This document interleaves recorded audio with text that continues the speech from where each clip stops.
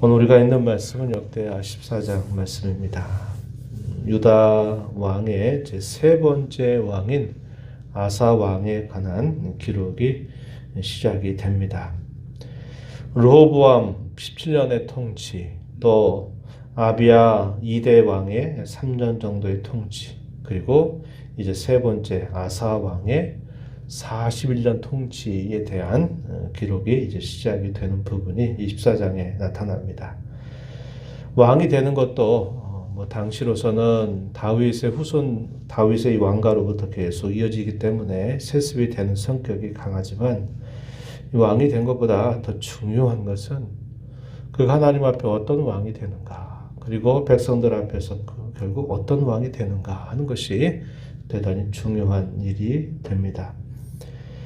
그로 인하여서 이스라엘 백성들에게 뿐만 아니라 자신에게 참 유익이 되기도 하고, 반대로 그것이 해가 될 수 있다 하는 것은 그가 어떠한 왕이 되느냐 하는 것입니다. 이 아사 왕은 이 유다 왕의 족보 가운데에서 하나님을 잘 섬겼다는 그런 왕으로 분류되는 인물입니다.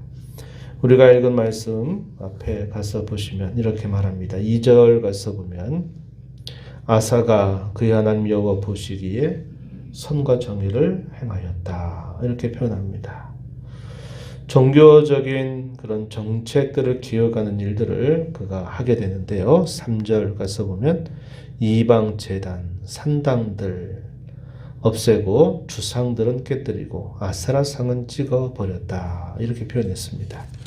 또 뒤로 가서 보시면 5절에 가서 보면 유다의 모든 성읍에서 산당과 태양상을 없애매, 이렇게 표현했습니다. 그래서 이방을 섬기는, 이방신을 섬기는 그 모든 종교적인 잔재들, 이런 것들을 철저하게 개혁하고 그것을 없애버리는 이런 종교 개혁을 그가 단행하게 된 것을 보게 됩니다. 이것을 두고 선과 정의를 행하였다, 이렇게 말하는 겁니다.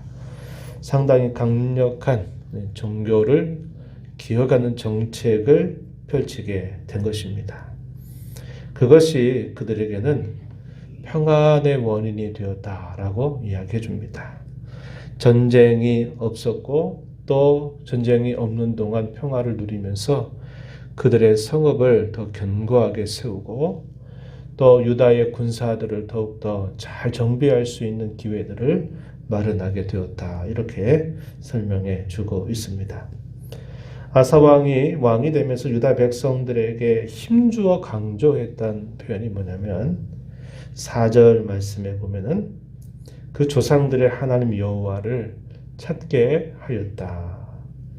그의 율법과 명령을 행하게 하는 일에 아주 강조를 두었다라고 이야기해 줍니다. 특별히 여호와를 찾게 했다, 이 표현은 이 아사 왕이 대단히 강조했던 표현임을 보게 됩니다. 7절에 가서 보게 되면요, 앞부분에 우리가 우리 하나님 여호와를 찾았으므로, 또 끝부분에 가서 보면 우리가 주를 찾았으므로, 이렇게 표현합니다. 여호와 하나님을 찾는 일, 그것을 반복적으로 표현하면서 그가 유다 백성들에게 이것이 참 중요하다 하는 사실들을 누차 강조했음을 말해주고 있습니다. 그리고 왕은 그들이 이런 평안을 누릴 수 있었던 것, 그것은 다른 데 있는 것이 아니라 그들이 하나님을 찾는 일에 힘을 기울였기 때문임을 정확하게 알고 있었습니다. 5절에 보면은 유다 모든 성읍에서 산당과 태양상을 없애매 나라가 그 앞에서 평안함을 누렸다, 이렇게 표현되어 있죠. 6절 가서도 보면 여호와께서 아사에게 평안을 주셨으므로 그 땅에 평안하여 여러 해 싸움이 없었다. 그가 견고한 성읍들을 유다에 건축하였다, 이렇게 표현을 해줍니다. 그렇게 평안을 누리면서 나라를 정비할 수 있었던 그 원인에 대해서 아사 왕이 친히 한 말, 그것이 바로 7절에 표현되어 있어요. 아사가 일찍 유다 사람에게 이르되 우리가 우리 하나님 여호와를 찾았으므로 이 땅이 아직 우리 앞에 있나니 우리가 이 성읍들을 건축하고 그 주위에 성곽, 망대, 문, 빗장을 만들자. 우리가 주를 찾았으므로 주께서 사방에 평안을 주셨다. 이렇게 백성들에게 그 사실을 이야기합니다. 백성의 왕이 된 지도자가 정확하게 원인을 잘 알고 있고 어떻게 해야 나라가 든든하게 설 수 있다는 것을 알고 실천하는 그런 모습을 보여주고 있다는 겁니다. 실제적으로 남유다의 이 규모는 되게 두 지파를 중심으로서 이렇게 이루어진 나라이기 때문에 그 힘이 강할 수가 없었어요. 굉장히 약소국에 해당되는 부분에 있다는 겁니다. 그럼에도 불구하고 그 자신들의 국가적인 운명은 하나님의 손에 달려있다 하는 것을 굳게 믿고 그 하나님을 부지런히 찾는 일에 힘을 기울였다라고 말해주고 있습니다. 그런 평안이 있는 동안 아하스는 군대를 정비했는데 유다 중에서 30만 명의 용사를 세우고 베냐민 지파 중에서 28만 명에서 약 58만 명 정도의 군사를 정비했다라고 이야기를 해줍니다. 그리고 난 다음에 이제 한번 전쟁이 벌어지는데 침략 전쟁입니다. 구스 사람 멀리 구스 땅에 있는 세라가 이제 막대한 군사력을 키워서 이 유다를 공격해 오는 일이 있게 됐습니다. 뜻밖의 사건처럼 보이죠? 하나님을 잘 찾고 있는 중에도 이렇게 예기치 못한 위기와 시련이 찾아왔다는 것을 보여줍니다. 위기와 시련이 없는 것, 그것이 상책이 아니라 뜻밖의 하나님께서 이런 시련과 위기를 주시는 중에도 그 위기와 시련이 다가올 때는 두렵고 떨리는 일들이 항상 있게 되지만요.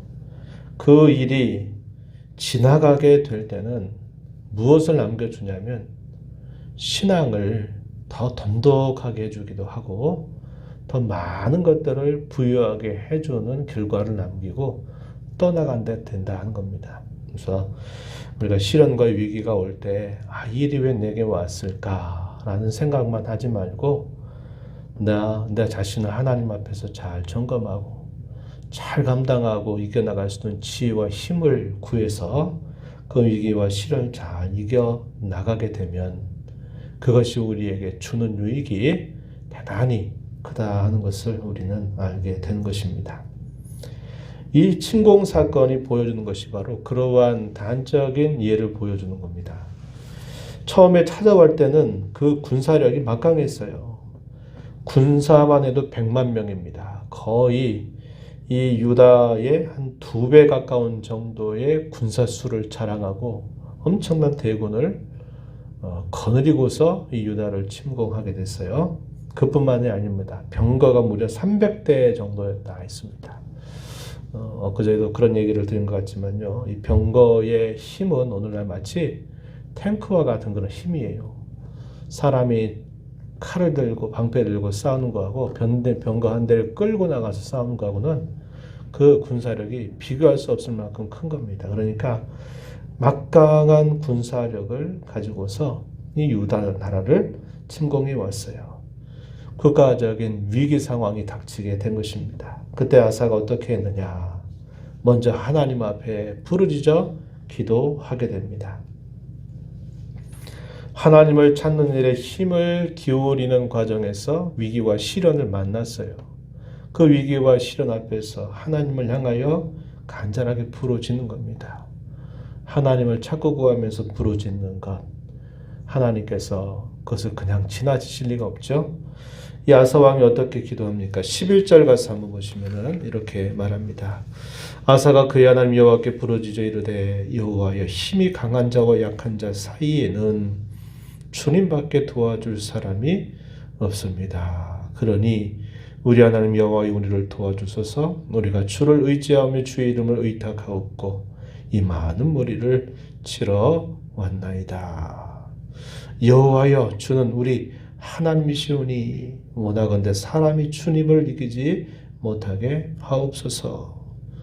그 전쟁을 어떻게 여기느냐? 사람과 하나님과의 전쟁이 되게 해 주옵소서 이렇게 기도합니다.